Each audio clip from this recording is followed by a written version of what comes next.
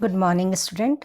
हम लोग जो चैप्टर पढ़ रहे हैं some basic concept of chemistry, इसकी बहुत सारी बातें तो हम लोग पहले पढ़ चुके। अब कुछ नियम लॉज ऑफ केमिकल कॉम्बिनेशन समझा रही हूँ।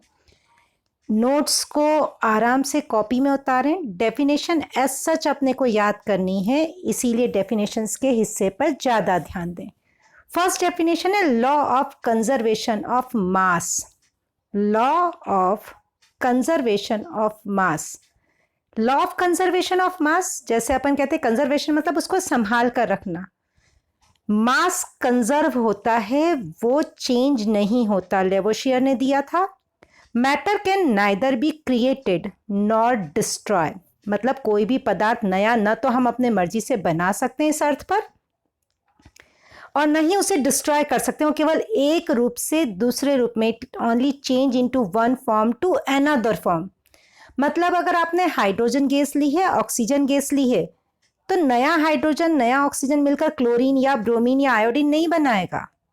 अगर हाइड्रोजन है और ऑक्सीजन है तो वो हाइड्रोजन और ऑक्सीजन वाला ही उतने ही हाइड्रोजन और ऑक्सीजन वाला कंपाउंड बनाएगा, फॉर्म चेंज हो जाएगा। जैसे H2 plus O2 is equal to H2O। यहाँ वो एग्जाम्पल नहीं लिखा हुआ है, अगर हम चाहें तो इसको ऐसे समझ सकते हैं कि H2 plus O2 equals to H2O। यहाँ दो हाइड्रोजन हैं, 4, और 2 ऑक्सीजन। ये 4 हाइड्रोजन और 2 ऑक्सीजन मिलकर 2 वाटर बना रहे हैं, मतलब वहाँ रिएक्टेंट के रूप में भी 4 हाइड्रोजन और 2 ऑक्सीजन है। और अगर आप प्रोडक्ट को ध्यान से देखो तो ये 4 हाइड्रोजन और ये 2 ऑक्सीजन ही हैं। इसका मतलब रिएक्टेंट में जितना हिस्सा था प्रोडक्ट में वही रहेगा, ना कुछ कम होगा ना ज़्यादा।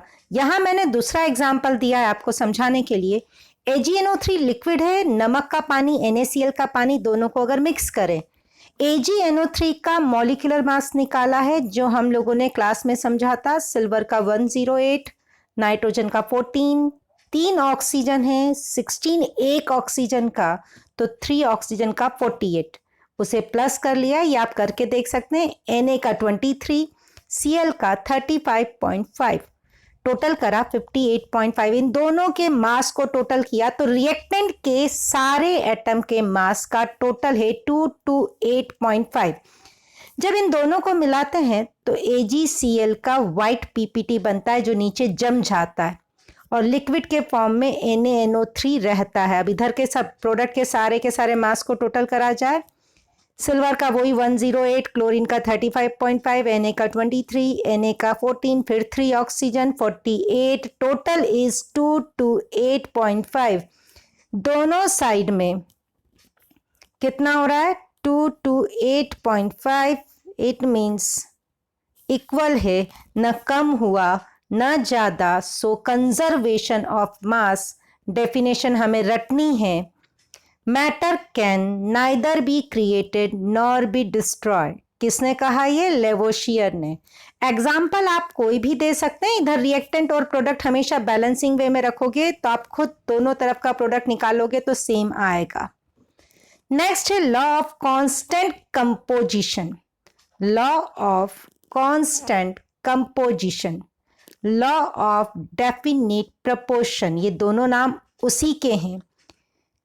डेफिनेट है, कांस्टेंट है, इसका मतलब है चेंज नहीं होना। प्रोपोर्शंस का, कॉम्बिनेशंस का चेंज नहीं होना। फिर मैं एक एग्जांपल दूं वाटर का। पहले यहां जो एग्जांपल लिखा है उसके अलावा एग्जांपल दूं।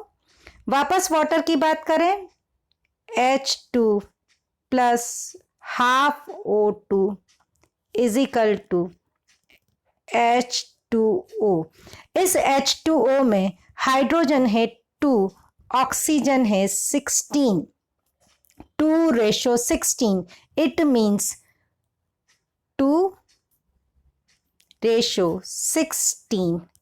It means 1:8। अब ये वाटर आपको बारिश से मिले, कुएं से मिले, लैब में बनाया हो या किसी केमिकल से बनाया हो, हमेशा हाइड्रोजन और ऑक्सीजन का रेशो वाटर में 1:8 रहेगा। ये एक एग्जाम्पल है। अब समझे जो यहाँ एग्जाम्पल लिखा है। पहले definition, a pure compound, pure compound जैसे वाटर था, वाटर डिस्टिल वाटर की बात कर रहे हैं। Pure compound always contain the same element combined together in fixed ratio of their masses. अब ये रेशियो हमने किसका निकाला है? मास का। किसी भी प्योर कंपाउंड में उनके एलिमेंट का mass ratio always be constant, whatever its method of preparation or source form where it is taken। यहाँ ये कहा जा रहा है कि प्योर कंपाउंड में एलिमेंट्स का रेशो मास के रूप में हमेशा फिक्स होता है, वो किसी भी मेथड से बनाया गया हो या किसी भी सोर्स से। सोर्स क्या हो सकता है? बारिश का पानी हो सकता है, कुएं का पानी हो सकता है, नल का, डिस्टिल वाटर की बात कर रही हूं। तो रेशो हमेशा हाइड्रोजन और ऑक्सीजन का 1:8 सेम। कार्बन डाइऑक्साइड का एग्जाम्पल मैंने यहां लिया है। नेचुरल CO2 मतलब जो आपको एटमॉस्फेयर में मिल रही है, C12 और ऑक्सीजन, 2 ऑक्सीजन है मींस 32, क्योंकि एक ऑक्सीजन का एटॉमिक मास है 16। 12:32, 12:32 मींस 3:8। अब ये CO2 आपको चाहे इन्वायरमेंट से मिली हो, चाहे आप कैल्शियम कार्बोनेट को गर्म करें तो CO2 मिले, या कैल्शियम कार्बोनेट पर HCl डालें तो CO2 मिले, किसी भी रूप में आपको CO2 मिले, कार्बन और ऑक्सीजन का रेशो हमेशा कितना रहेगा? 3:8। कितना रहेगा? 3:8। इसका मतलब इस अर्थ पर कोई भी प्योर कंपाउंड हो, उसके जो एलिमेंट्स हैं वो हमेशा उनके मास के फिक्स रेशो में कंबाइन होते हैं। ये जोसेफ प्रिस्ट ने थ्योरी दी थी। हम 2 थ्योरी पढ़ चुके, law of conservation of mass, second law of constant composition, third है law of multiple proportion, Dalton ने दिया। When 2 elements combine to form more than 1 compound, 2 element मिल रहे हैं और एक से ज्यादा कंपाउंड बना रहे हैं, जैसे H2O वाटर और H2O2 हाइड्रोजन परऑक्साइड, मतलब यहां पर भी हाइड्रोजन और ऑक्सीजन है, परऑक्साइड में भी हाइड्रोजन और ऑक्सीजन है। अगर 2 एलिमेंट से 2 अलग अलग कंपाउंड बने तो उनका मास का रेशो 1 को फिक्स रखें तो दूसरा सिंपल होल नंबर्स में होता है। अब ये समझने में थोड़ी दिक्कत है, तो पहले आप डेफिनेशन याद करेंगे। When 2 element combine to form more than 1 compound, 2 element मिलकर एक से ज्यादा कंपाउंड बना रहे हैं, जैसे SO2 SO3, सल्फर और ऑक्सीजन ही है बट कंपाउंड अलग अलग है, SO2 SO3, same N2O NO2 N2O5 N2O4, ये सब नाइट्रोजन और ऑक्सीजन के। तो इनमें एक का अगर आप मास फिक्स कर ले, तो अब इस एग्जाम्पल को समझाने के लिए ये एग्जाम्पल आपके सामने है। सबसे पहले ऑक्साइड्स नाइट्रोजन के कौन कौन से हैं? N2O NO N2O3 N2O4 N2O5, यहां सब में नाइट्रोजन का मास देखें। नाइट्रोजन, एक नाइट्रोजन होता है 14। फर्स्ट वाले एग्जाम्पल में कितना नाइट्रोजन है? 2, तो 2 का कितना हो गया? 28। सेकेंड वाले में कितना है? एक है तो 14। थर्ड वाले में वापस 2, 28, नेक्स्ट फिर 2, 28, नेक्स्ट फिर 2, 28। सेकेंड कॉलम जो बनाया गया है वो है नाइट्रोजन के मास से। अब है ऑक्सीजन का मास। फर्स्ट वाले में ऑक्सीजन कितना है? 1, तो 16। सेकेंड में भी है 1, तो 16। थर्ड में है 3, तो 48। फोर्थ में है 4, तो 64। फिफ्थ में है 5, तो 80। नेक्स्ट कॉलम है नाइट्रोजन के 14 पार्ट से तुलना करना, कितना ऑक्सीजन होगा ये समझें थोड़ा सा। जब नाइट्रोजन के 28 पार्ट से 16 है, 28 part of nitrogen is equal to 16 part, तो 14 पार्ट इज इक्वल टू कितना हो जाएगा? 8। जब 28 पार्ट से 16 जुड़ता है तो 14 पार्ट से कितना 8 ऐसे ही करते हुए 14 से 16, फिर 28 से अगर 48 है, 28 part of nitrogen is equal to 48 part of oxygen. So 14 part किसके बराबर हो जाएंगे? इसका आधा हो जाएगा। 48 का आधा होता है 24, तो ये आंसर आ गया आपका 24। सेम 64 है तो आधा कर दिया 32, 80 है तो आधा कर दिया 40। अब इन सब के रेशो निकालें, 1 2 3 4 5।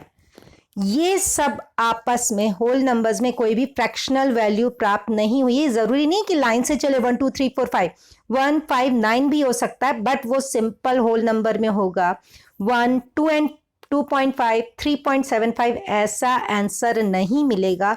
ये कहा गया था लॉ ऑफ मल्टीपल प्रॉपर्टीज में कि यदि दो एलिमेंट मिलकर डिफरेंट कंपाउंड बनाए तो उसमें से एक का मास स्टेबल रखे। जैसे हमने नाइट्रोजन का मास स्टेबल रखा 14 की तुलना में ऑक्सीजन कितना है, तो यहां लिखा है combine with a fix mass of the other element are in the ratio of small whole number. हमने देखा आंसर हमारा आया 1 2 3 4 5।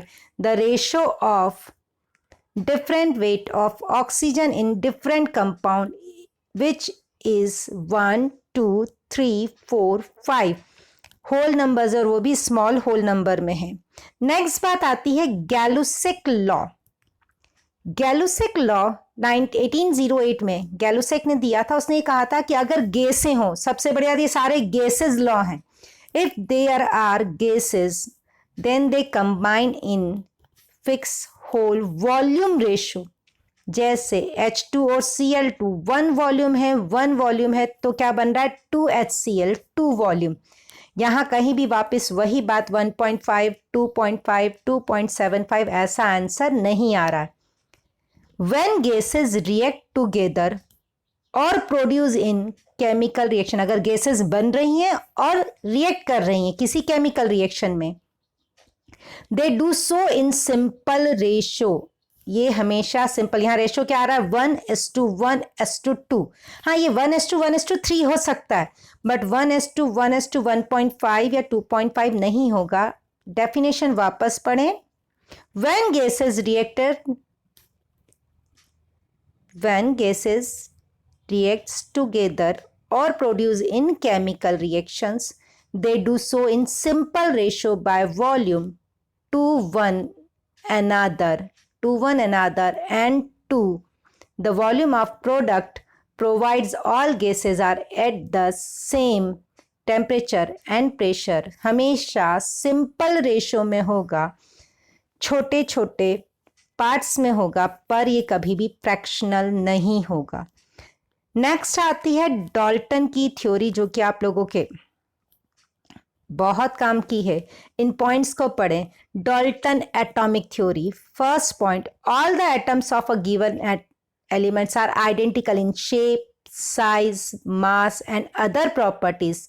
That is atoms of a particular elements are all alike but differ from atoms of other element. इसको समझाने के लिए कहूँ कि घर में जैसे चने की दाल, मूंग की दाल अलग अलग डिब्बे में रखी, तो चने की दाल का जो डिब्बा है वो सारे सेम है। सेम एक एटम, जैसे हाइड्रोजन का एटम है तो सारे हाइड्रोजन के एटम कैसे होंगे? दिखने में, शेप में, साइज में, सब में सेम होंगे, लेकिन वो अदर एलिमेंट से, जैसे चने की दाल मूंग से अलग होगी। वापस पढ़ें। First, all the atoms of a given elements. किसी एक एलिमेंट्स के सारे एटम हमेशा किस किस में सेम होते हैं? शेप में, साइज में, मास में और अदर प्रॉपर्टीज में। मतलब atoms of a particular element is same, alike मतलब same, but differ from atoms of other element, लेकिन दूसरे एलिमेंट से डिफर करते हैं। Atoms of different element possess different properties. सीधी बात है, मूंग का अलग शेप साइज होगा, टेस्ट होगा, और चने का अलग शेप साइज और टेस्ट होगा। ऐसे ही एटम अगर हाइड्रोजन के तो वो सेम होंगे, बट ये हाइड्रोजन ऑक्सीजन से अलग होगा। Atoms are indistinguishable that is atoms are neither created nor be destroyed. अभी थोड़ी सी देर पहले अपन ने पढ़ा था कि इन एटम्स को न तो हम बना सकते हैं ना डिस्ट्रॉय कर सकते हैं। किसी भी केमिकल और फिजिकल चेंज में केवल वो अपना रूप बदलते हैं, they change their forms. Atoms are smallest unit that takes part in chemical reaction. ये एटम्स जो होते हैं वो सबसे छोटी यूनिट होती है जो किसी केमिकल रिएक्शन में पार्टिसिपेट करती है। Atoms of element take to form molecules. जब एटम्स आपस में जुड़ जाते हैं तो क्या बनाते हैं? मॉलिक्यूल्स बनाते हैं। ये मॉलिक्यूल्स में इन एटम का रेशो बाय मास हमेशा फिक्स होता है।